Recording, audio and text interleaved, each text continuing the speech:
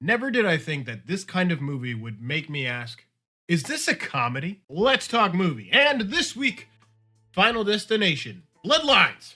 This movie was not originally on my radar, but a Super Tuesday and $5 in my pocket sold. This film, which is probably, how many Final Destinations are there? Hold on. Many.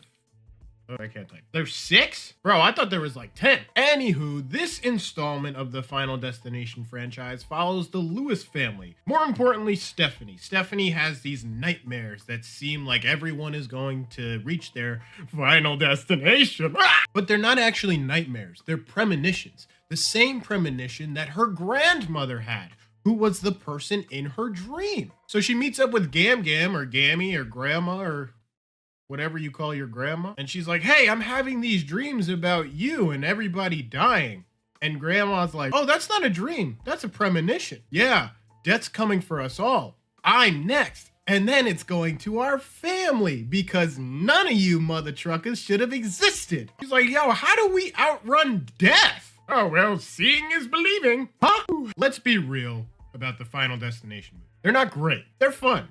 And it's crazy, unethical, unimaginable ways to die. For some reason in my theater, there was a dad who brought like a 6 or 7-year-old kid. Trauma? As bad as this movie was, I gotta say I had fun. The big thing here is just how crazy you can up the ante, not only in the family, but in death as well. Basically, the reason why death is coming for the entire family is because anybody who survives death, or aka their final destination, anything produced after, aka a family and children, should be gone as well because they shouldn't have happened. And I'm like, okay, I guess I get it. But then they had all these weird like technicalities and loopholes where I was like, you know what?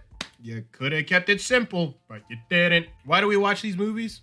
Not really for the plot, but we watch it to see how these people are gonna die.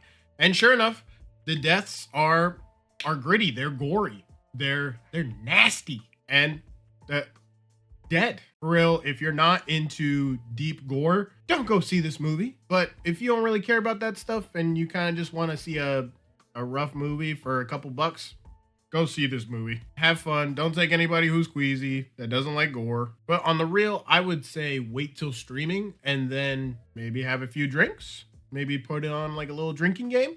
You never know. Hi everyone, post-production Brandon here. Hello.